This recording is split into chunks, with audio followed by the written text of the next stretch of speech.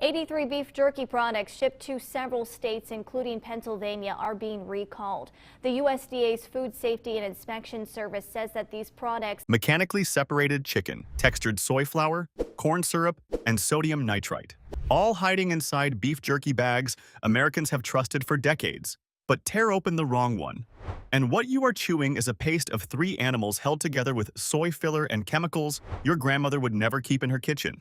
If you have been buying the same brand for 10, 20, 30 years, all of it has been going into your body.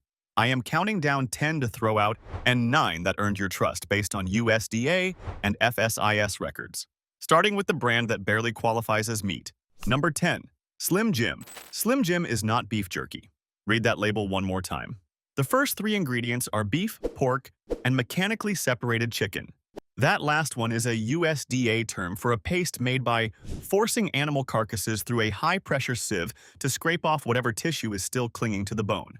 After the 3 meats come textured soy flour and corn syrup, then sodium nitrite. 17 ingredients total, and beef is sharing the stage with 2 other animals and a soy-based filler. Slim Jim was invented in 1929 by a Philadelphia meat packer named Adolph Levis.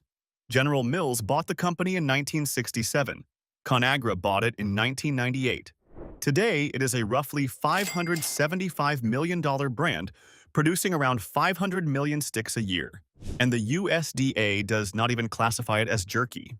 It is a meat stick, which is the federal government's polite way of saying it is closer to a fermented sausage than anything your grandfather would have recognized as dried beef. If the word beef is in the name, but beef is not the only animal in the bag, you are not eating beef jerky. You are eating a processed meat product with a marketing budget. That was a labeling trick. But labeling is not the only trick in the meat case. Number 9. Matador. If you have grabbed a bag of Matador jerky off the shelf thinking it was a scrappy independent brand, you were not alone. But Matador is owned by Jack Link's Protein Snacks, the same corporation that controls a third of the American meat snack market. It is a sub-brand designed to sit on the lower shelf at a lower price point while the parent company collects the sale either way. Flip the Matador bag over. Sodium nitrite is on the ingredient list, so is sugar. So is sodium erythorbate, a synthetic preservative derived from sugar that accelerates the curing process. The USDA permits it, but the reason it exists is to speed up factory production, not to improve what you are eating. Jack Link's acquired the Matador brand years ago and folded it into its portfolio alongside Golden Island and Larissa's Kitchen.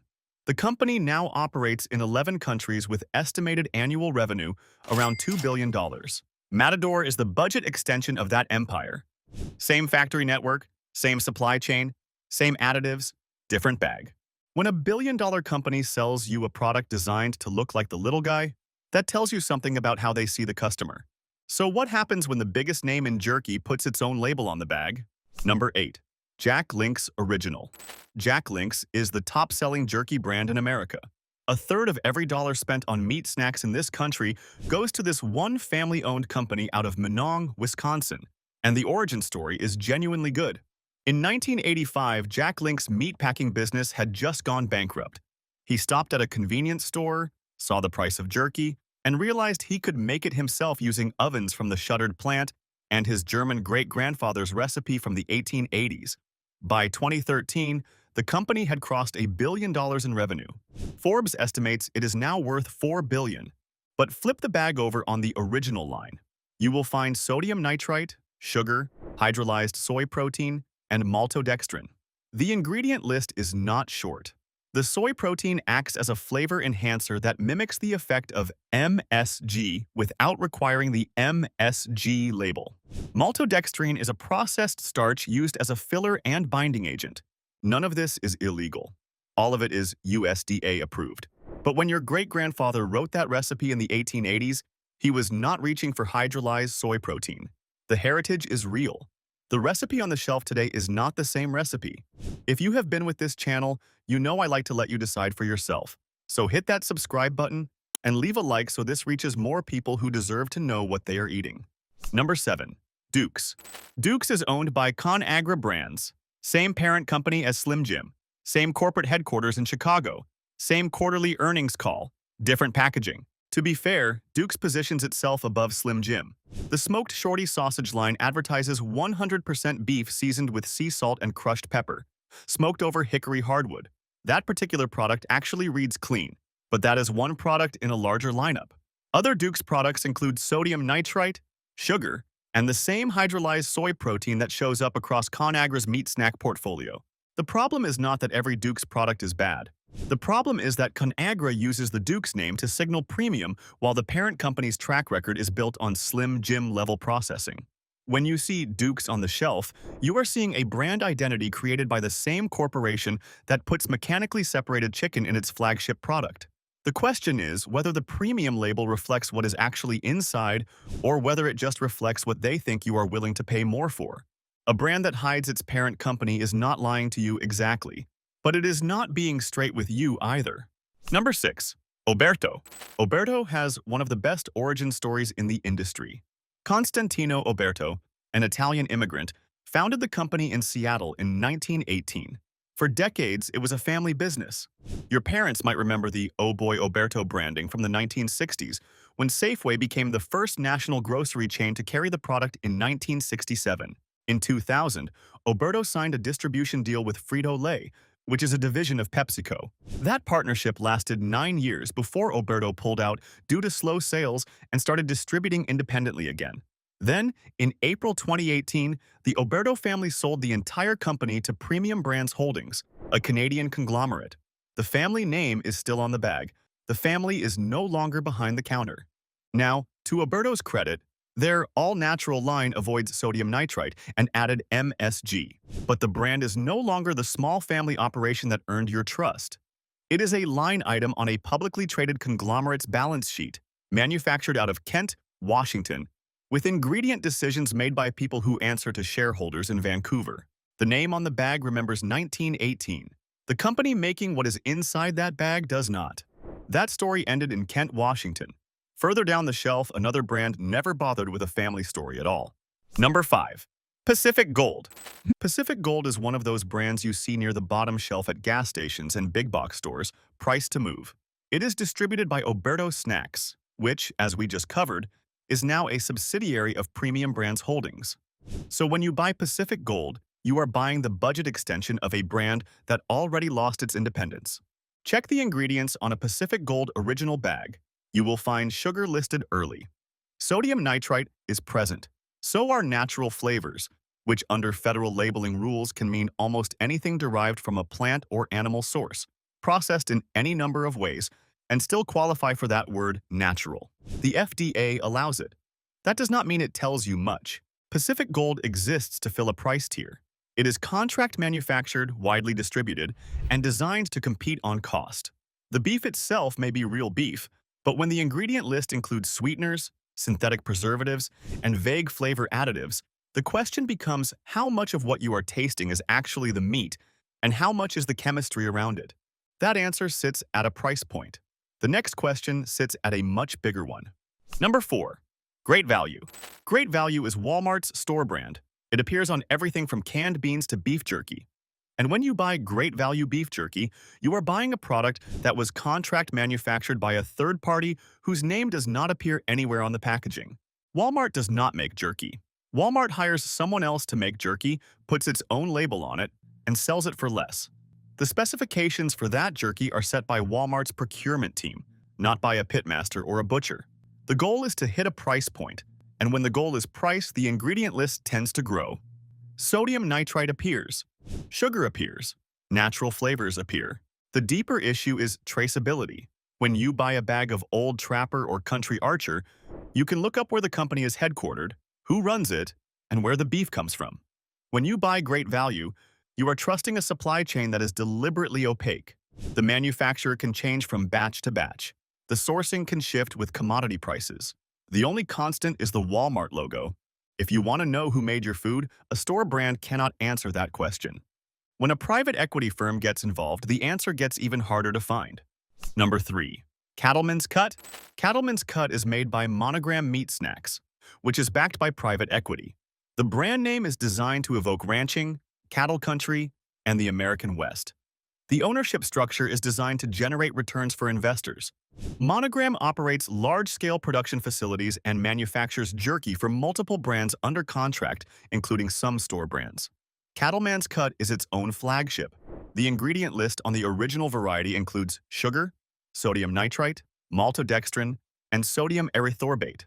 These are standard industrial meat processing ingredients, and none of them would have been in the saddlebag of an actual cattleman.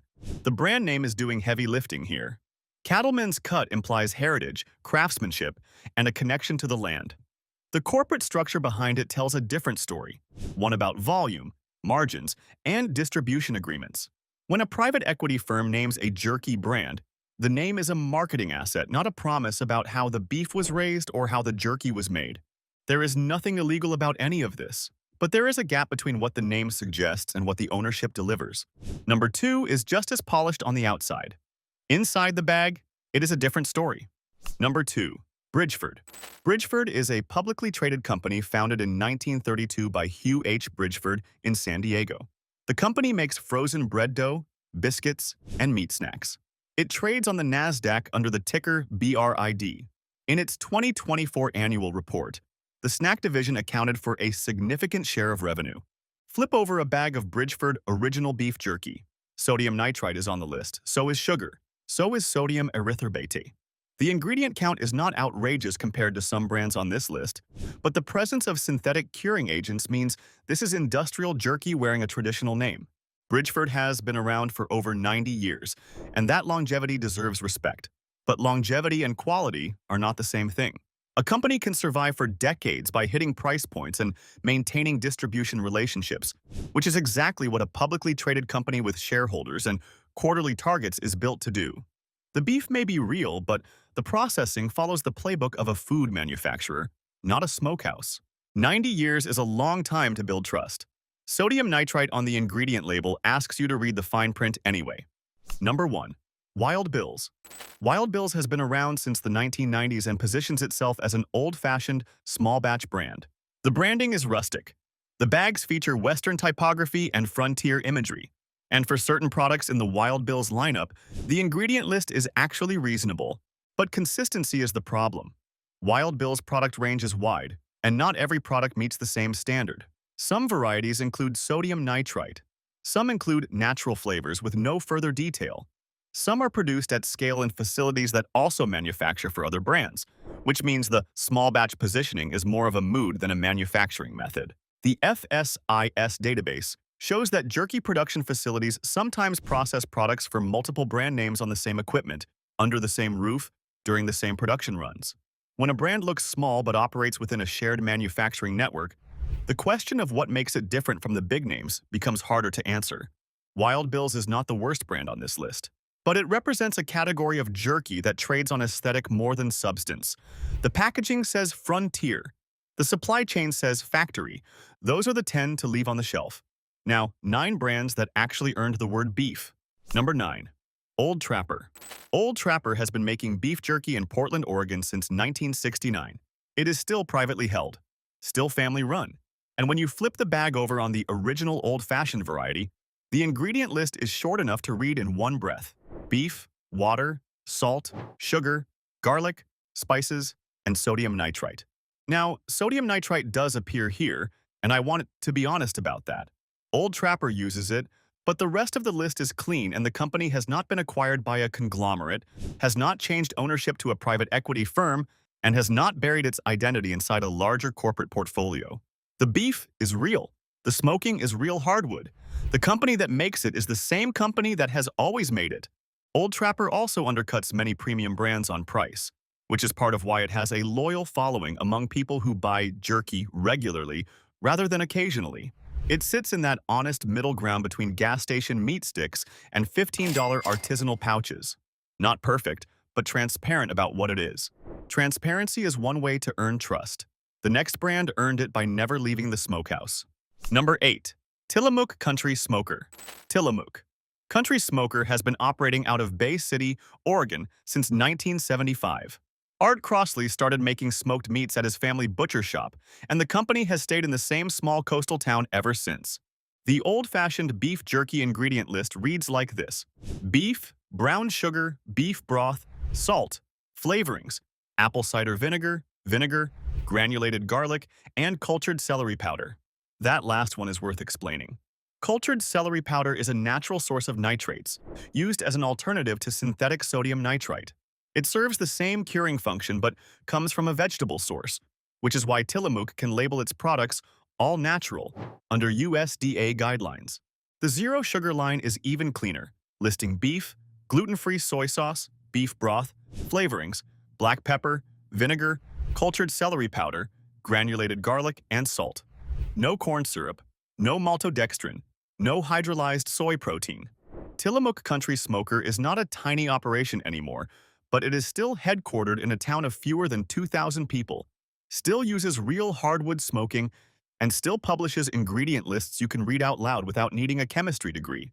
A clean label from a small Oregon town is worth noticing. A clean label plus no sugar from a grass-fed ranch is worth a closer look. Number 7. Country Archer. Country Archer Jerky Company was founded in 1977 and is based in San Bernardino, California. The company sources 100% grass-fed, grass-finished beef, meaning the cattle eat grass for their entire lives rather than being switched to grain in the final months to add weight. The classic beef jerky has zero sugar, no soy, no preservatives, no nitrates or nitrites, and no MSG.